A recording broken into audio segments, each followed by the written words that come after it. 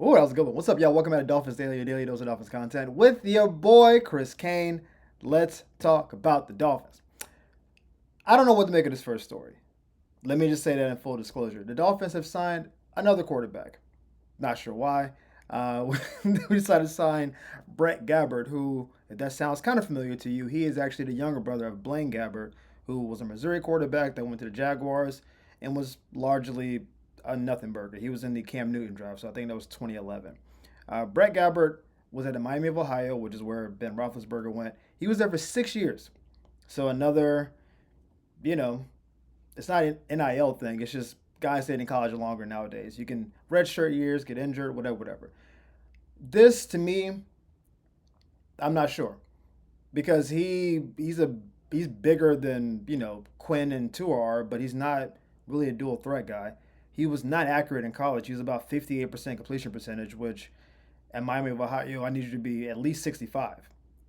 You're not playing Alabama's defense. You're like I don't get what that is. We did bring him in for rookie mini camps, and we I guess liked him enough to bring him on to see what I've read is that they want to see what's there.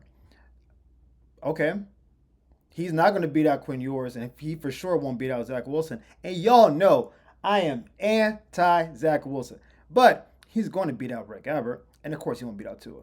So I don't know. We're not going to carry four quarterbacks all year. I haven't seen anything about him changing positions. This feels like a maybe one quarterbacks in a room to take some hits. Like they obviously don't want Quinn to get hurt and they don't want Tua to get hurt. Zach can run a little bit, but he's not big, so maybe this is like I don't know some RPO type stuff we want to see in action. I don't know what this is. I don't expect him to make the roster. I just thought it was interesting that we chose to go this route because I think there were why wait 2 weeks, right? Rookie like after the draft was over, he didn't get drafted. You brought him in for a workout. We just kind of waited to sign him. I don't know if we thought we were going to sign someone else in the meantime, and then that fell through, and then we said, all right, well, let's just bring in Brett. I'm not gonna lie to you, I did not see a single game of Brett his whole career, not a single one. And I watch a lot of college football. I did a lot of draft analysis. He didn't come up on any of my boards. I didn't see any highlights. If his last name wasn't Gabbert, honestly, I wouldn't have any association with what he is. So we made a move. We found a quarterback who probably won't play. So I don't know. Moving on. So our one of our offensive assistants, Bobby Slowick, who was the former Houston Texans offensive coordinator, asked about Tua today and was really talking about why he wanted to be a part of the Dolphins and kind of how he sees Tua differently than how I think a lot of people in the league see it. Because once you're not in the top 5 or 6 quarterbacks in the league, people just start trying to like write you off. If you're not, maybe like Justin Herbert's like the last rung of that. Everybody below Justin Herbert, people are like, well, you got to move on, or you're not that good, or whatever, whatever. And I think Bobby's critique is one, he was with CJ Stroud, and so he has a different perspective of being with another good quarterback. But he's kind of breaking down the strengths he sees into his game that makes him a good quarterback. So he wanted to give him a little bit of love. So he said, as a player, he's incredibly accurate. He's unbelievable at throwing with anticipation, throwing to space, getting the ball out on time, throwing throws you may not have thought were possible beforehand. He just has a knack for feeling and seeing things I think a lot of people don't have in real time. I think that's good praise. I think what he said, I think most people believe it to be true. To his best attribute, surely, is his accuracy, but I think part of that accuracy is also his pre snap reads. And then also post snap, how quickly he identifies where to go with the ball. Because when you don't have all the physical traits that some of the top two, three, four quarterbacks have, you have to make up for it in other ways. You can't just stand there, let someone hang on your leg and throw a 40-yard pass. That's not really what is in his repertoire. His thing is, I know where I want to go with the ball. Quick snap, glaze. Gaze. do do do do. See the feel, the ball comes out quickly. And then also to the right place, right? Tua typically throws picks from what I've seen when he holds the ball for a long time or is trying to fit a ball in a window that he didn't pre-see. Meaning the route may have been a post and then the post is covered and then the receiver breaks off the post into a different route. And now, oh, I didn't see that. I can't anticipate the throw because now that the first route has been destroyed. So now I'm trying to overthrow a coverage or I'm trying to throw to a new space that wasn't a predetermined one. And that's when he kind of gets in trouble because he doesn't have. I think people have underrated his arm. I think they've just said, "Oh, he can't throw the ball." I saw Chad Pennington play football. Okay, I saw Chad Pennington throw at best 45 yards in the air. I don't know what people are talking about that you have to have this like Patrick Mahomes level arm to play quarterback. I think that's been wildly overstated. We've seen quarterbacks that can throw the ball 75, 80 yards to Jamarcus Russells, the like Blakes. We've seen all these guys that can just throw the ball as far as they want, and then nothing comes to that. Jameis Winston has a super strong arm, and what has that gotten him? It's not a thing that determines whether you're a good quarterback or not. It's an important trait. Having a strong arm means you can make more throws. But if that's your only thing, I can throw the ball real hard and real far, then okay. Tua's thing is I can throw the ball probably 55, maybe 60 if he can like load up in the air. Very few throws goes longer than that in the NFL, even for guys who can throw the ball deep. The thing is that he needs a clean pocket probably to make that level throw. But all the throws, 30 yards and in, Tua makes throws routinely. He makes them all the time. And so his biggest weakness, I guess, would be throwing on a run when he doesn't have a good platform. That's where not having a strongest arm might be a disadvantage because you're running maybe to your left because he's left-handed, and then maybe having to throw a little bit across the field to the right. You have to kind of get a little bit more mustard on it. But for the most part, you can be a wildly effective quarterback throwing 60 yards in the air as long as you're accurate. I don't know how far Drew Brees could throw. I never saw Drew Brees throw a 70-yard pass.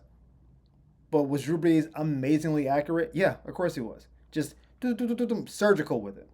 And Drew Brees threw for 80,000 yards and won a Super Bowl and is going to the Hall of Fame, most likely. So when people talk about Tua's arm strength and blah, blah, blah, I think it's been just like this combine thing where if you can throw the ball far, we love you. And if you're not 65 and up yards, then you're a bust. I don't believe in that. I think with Tua's level of accuracy, with the right offensive game plan, you can obviously build a winning team. We've seen Brock Purdy go to a Super Bowl, and I don't think Brock Purdy has a crazy arm.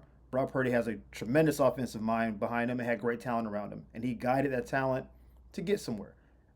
He also had Christian McCaffrey. So I don't believe that Tua's arm strength is the biggest detriment.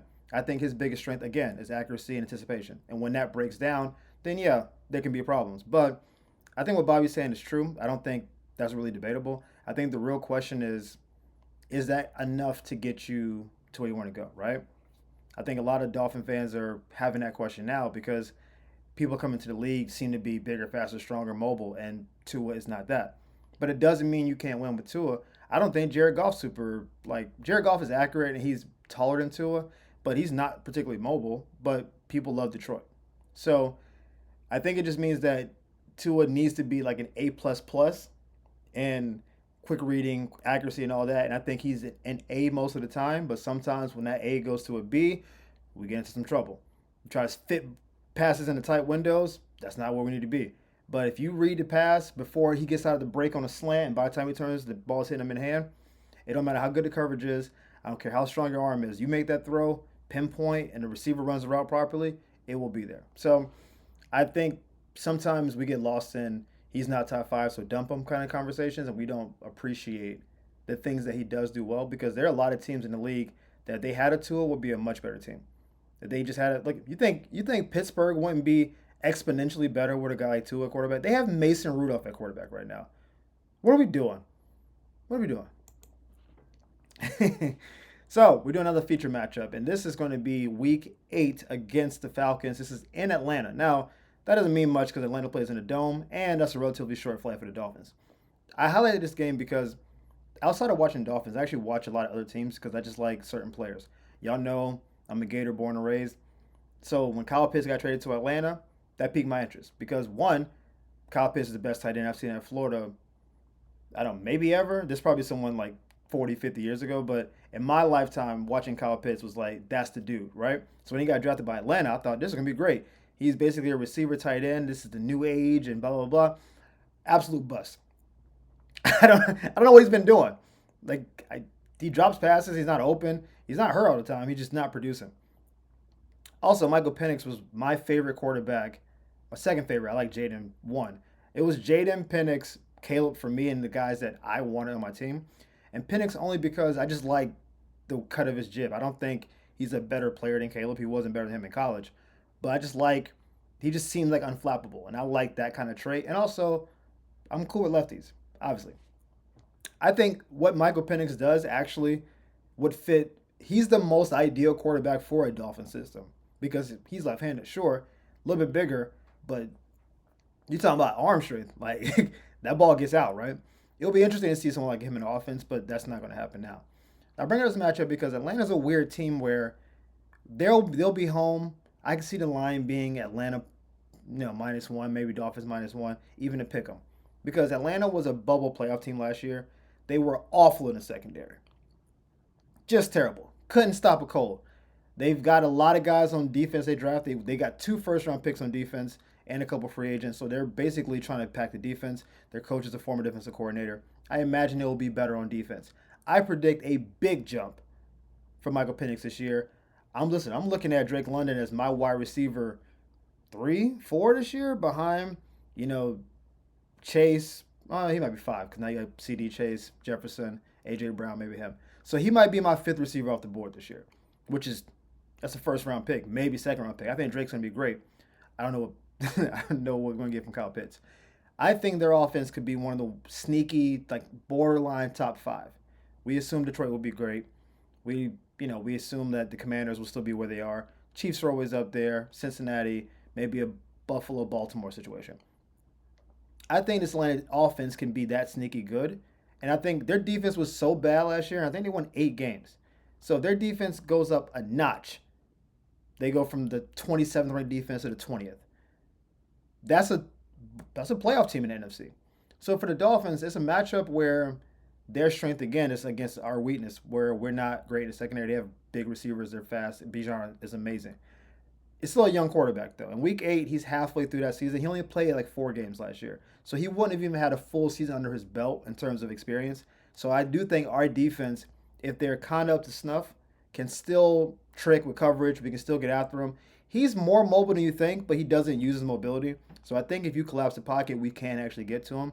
And I do think, again, we should be able to score against them. This is one of those matchups during the school year, during the season where you need to win this game because you have a lot of games that you probably won't be favored in going forward. I assume we're going to be 6-2-ish around the time, or 6-1-ish, maybe 5-2 by the time this matchup happens.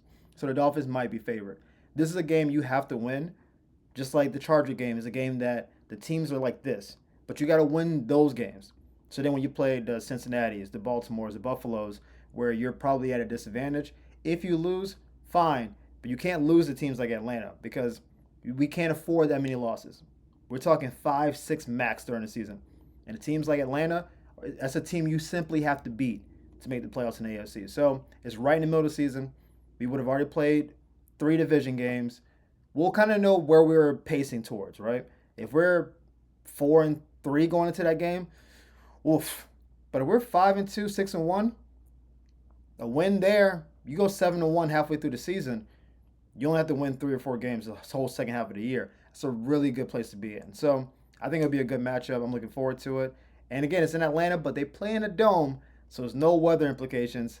Should be smooth sailing. Whoever executes the best will probably win the game. But as always, guys, thank you for tuning in to Dolphins Daily. We appreciate the love and support. Thank y'all for the likes, subscribes, reshares. We appreciate all that. We'll see you next time on Dolphins Daily. Peace.